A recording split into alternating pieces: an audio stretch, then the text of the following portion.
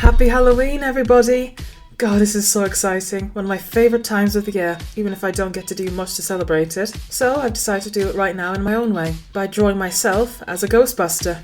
I've got no parties to go to, and I won't be dressing up in any costumes. Nothing I can think to dress up, really. And plus it's too much of a hassle. Some of you may or may not know, but I love Ghostbusters. I really love Ghostbusters. Though when I say Ghostbusters, I mainly mean the first film, the second film, the video game, and the comics by IDW, because they're all part of the same continuity. Because I'm a 90s kid, I never grew up with or even heard of the real Ghostbusters series, nor the Extreme Ghostbusters, and I absolutely hate the recent remake. So yeah, it's mostly that main continuity that I tend to like as much. But I'm thinking maybe I should watch some of the old animated series, if only just to understand more of the different references the comics keep sneaking in. Like, I know that Roger is meant to be the Extreme Ghostbusters version of Egon, that's where they borrowed his design from, and you always see a couple of cameos here and there. But to first talk about the piece itself, what you see me doing is getting the basic rough outline of my body shape and getting on the first details of the costume itself. As you can see, it is very, very rough and very, very scratchy and just not that much detail. What you'll see me do later on is take the line art and colour it a very light blue. Then I print it off, then go over it all in more detail using a mechanical pencil. And the reason for that is so when the pencils were completely finished, I'd scan them in, and the graphite pencil lines would show up in the scanner, but the blue lines would not. It's the same principle of why a lot of comic artists will use a blue sketching pencil, or well, just any artist in general. In fact, that's the exact same method I've used to do this year's Inktober. And I think I'll talk about more of those on a different video at some point, hopefully soon.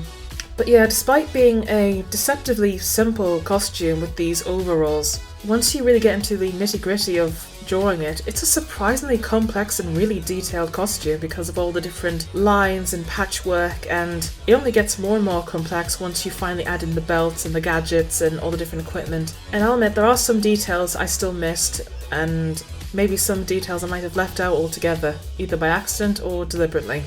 But I don't think I did too much of a bad job in the end. The reason I chose to draw myself as a Ghostbuster rather than, say, anything else that I'm rather fond of is because there's something rather empowering about that outfit, really, because I think we've all at least some point entertained the idea of being a Ghostbuster, whether it was as kids or as adults.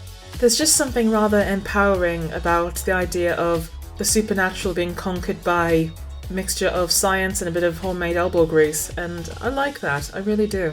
I suppose that is sort of the core thing of Ghostbusters, because they treat this incredible supernatural job as a blue-collar type of work, and the Ghostbusters themselves are just like working-class guys in overalls. I think that's another part of the appeal of the Ghostbusters costume, is that maybe with certain other outfits you'd maybe feel self-conscious about looking like the person wearing it, but with the Ghostbusters uniform it's like no matter what sort of gender, size, build, or whatever the hell you are, you always look good wearing that costume because anyone can look good in it. And that's what I like about it too.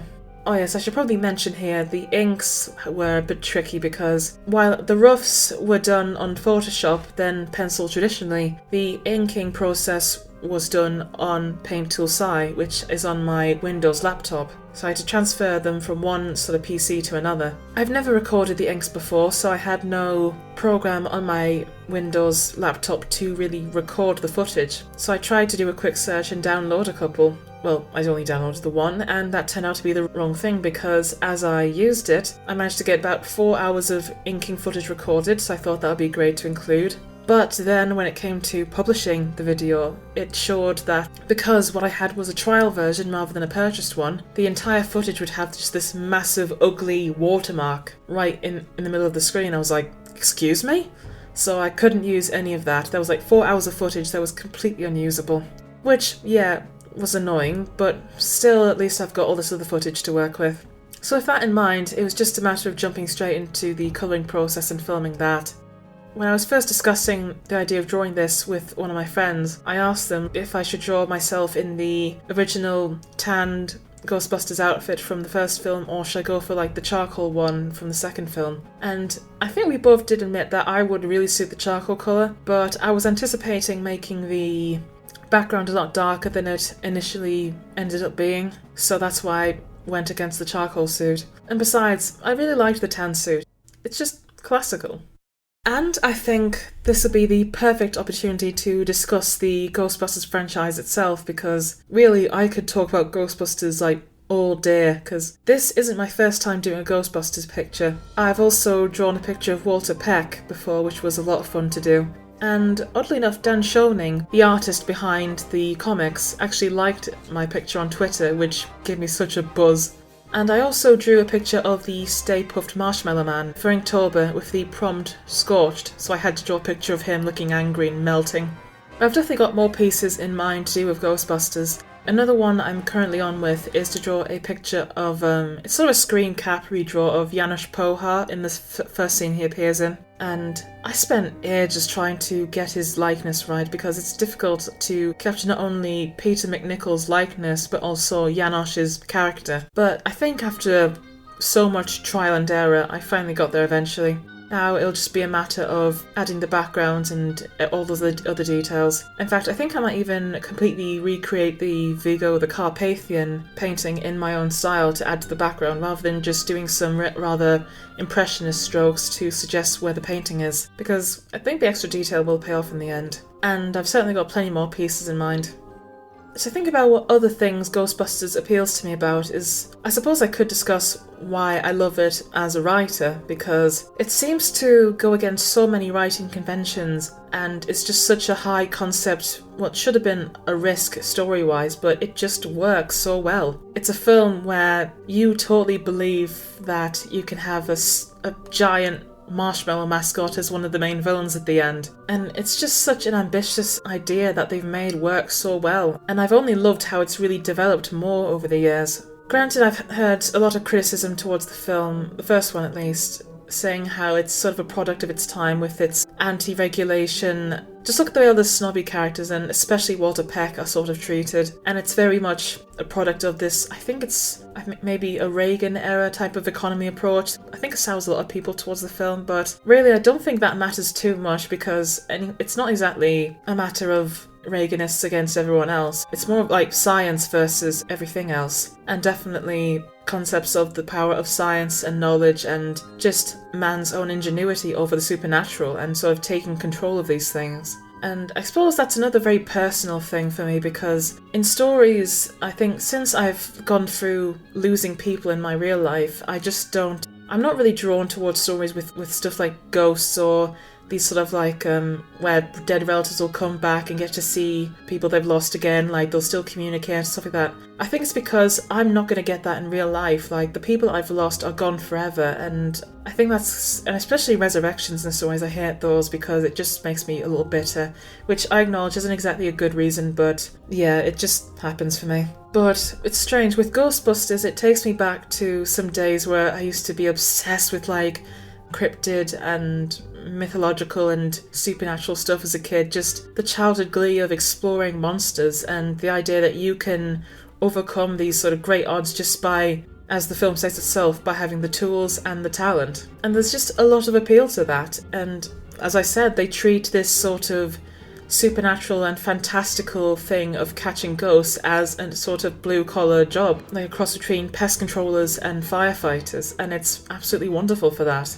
And I suppose, like, granted, I love the first two films and that alone could be enough, but what really turned me into a massive fan was the comics, because the comics sort of leave it right from where the video game left off, because, well, actually, yeah, let's talk about the video game, because can we just acknowledge how utterly lucky we are that that game even exists, because it has the same writing team, all the same actors. This was like Harold Ramis as well before he died, and they even got Bill Murray. Just think about how lucky that is, they managed to get him involved in this.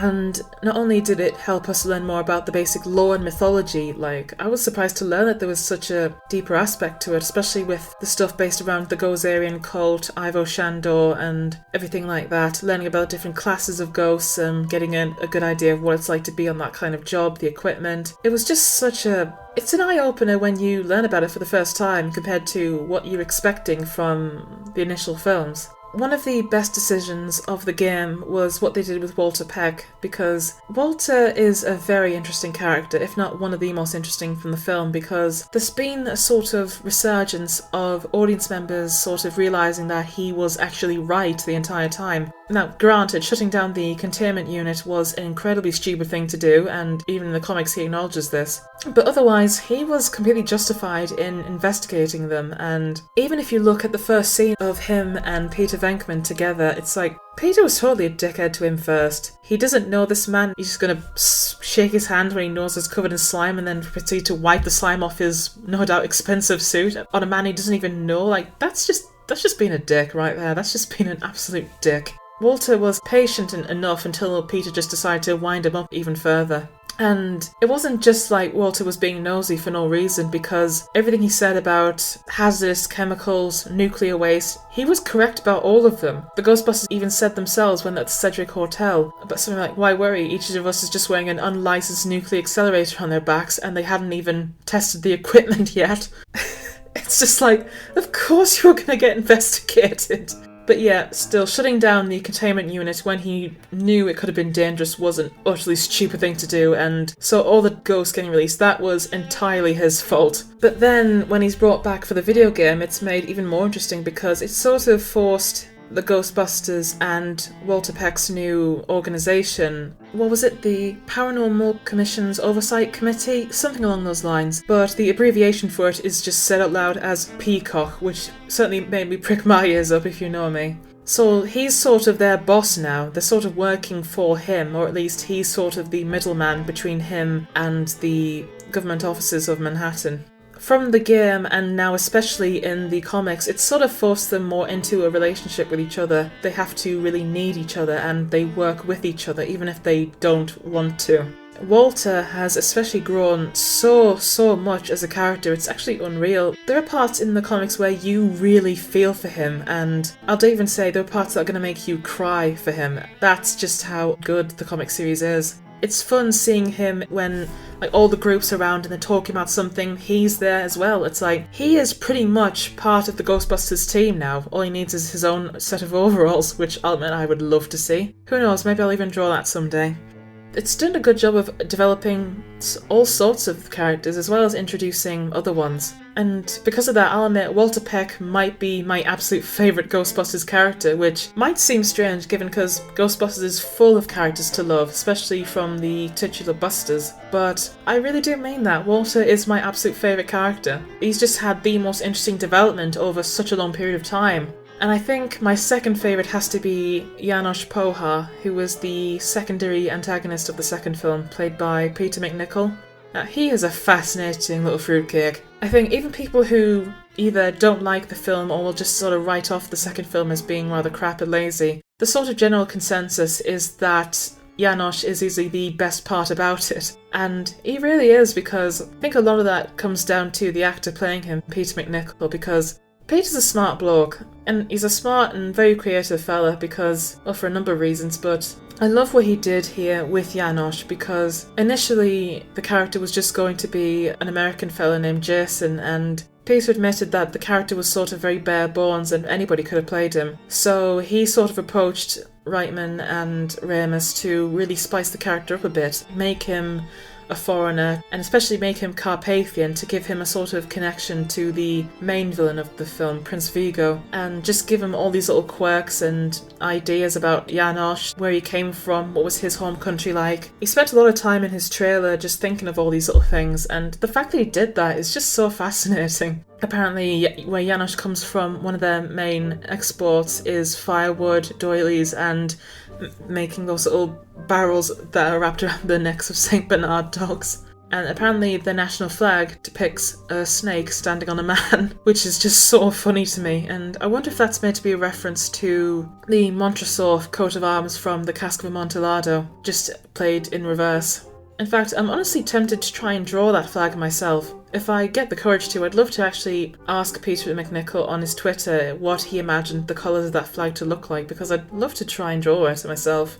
And yeah, I like the second film just as much because the second film does have its flaws, like the idea of Janine and Lewis getting together as a couple can absolutely go fuck itself. And I suppose the idea of trying to get the New Yorkers to like sing and be happy to raise the mood slime is a little saccharine for my taste. And also there's the main complaint is that the city just seems to forget the first film altogether and blame the Ghostbusters. But that's kind of explained in the film. It's the mood slime that's literally making everyone act more hostile. It's affecting everyone and that's pretty much established from the first scene where Dana is returning home and she's just surrounded by people being really hyper-aggressive and being dicks to each other. So that is established right from the start and it's part of the plot itself.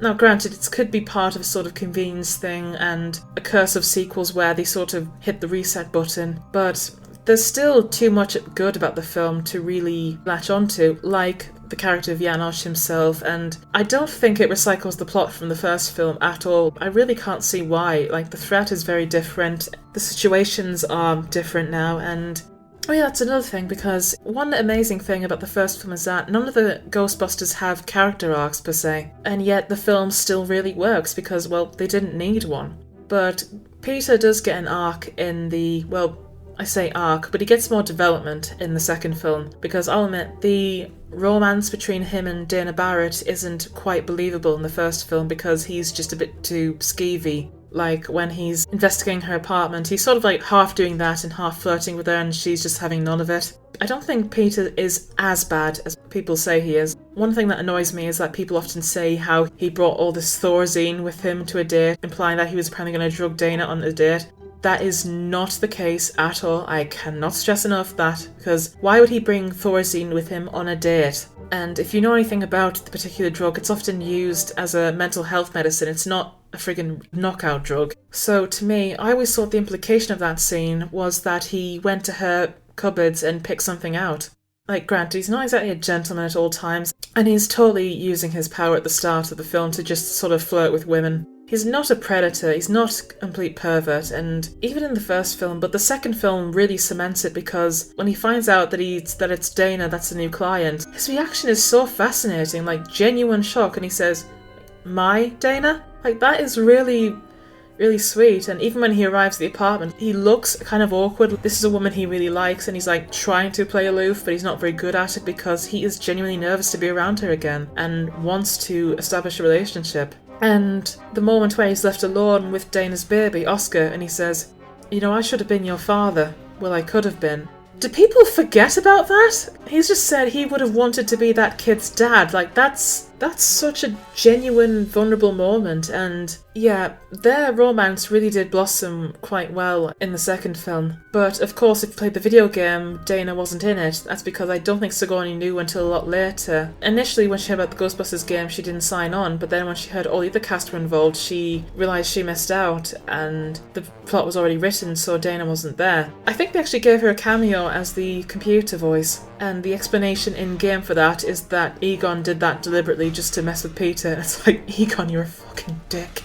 But we do see Dana again in the comics, and they do provide the best explanation as to why they think they spread apart a bit, and we do get to see them reunited. And even before Dana makes an official appearance in the comics, it was one of the earliest stories where a ghost possesses Peter Venkman, and the ghost is sort of going back and forth between fighting the other Ghostbusters and just having a sort of verbal back and forth with Peter in his own subconscious to try and mess with his head. But I think that's one of Peter's biggest strengths, is the fact that he can be so mentally infallible even when faced against stuff that could rattle him. Like, the ghost itself tried to play with his head by referencing Dana as it conjures up a silhouette of her playing the violin, and he just isn't having any of it, even though we know how he feels about her.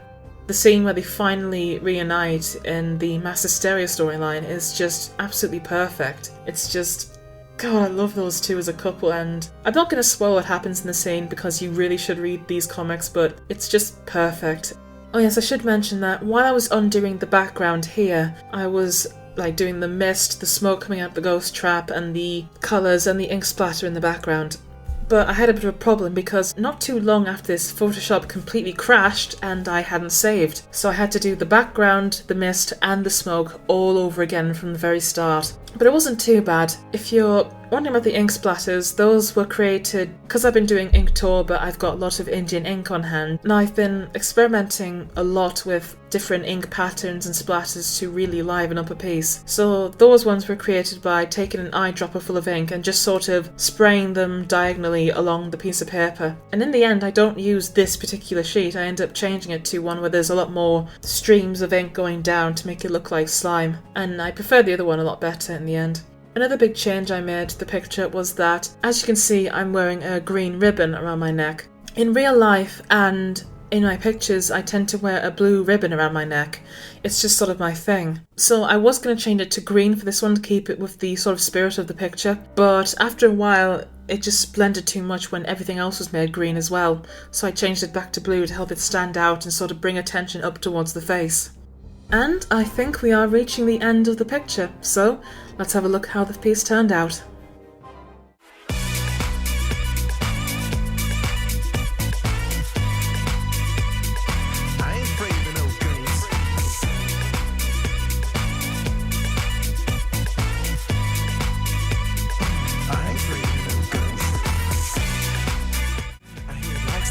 Thank you so much for bearing with me on this image and listening to me prattle on about Ghostbusters, but I hope you enjoyed it either way and also like the finished picture, because I've been so busy this past couple of months, and finishing the Speedpaint was the last project in hand, because I've been on with Inktober, entering the Blackstone art contest, the Bending the Ink Machine art contest, this image, doing a picture of Janosch, then doing a commission for a YouTube reviewer. I've just been really busy. So now that this is done, I can finally enjoy my Halloween and relax. Perhaps I'll even give myself a well-deserved rest for the next month before worrying about Christmas. But actually, I'm rather curious. What are your plans for Halloween? Are you going out to a party? Are you dressing up? Or are you just having a quiet night by yourself as I am?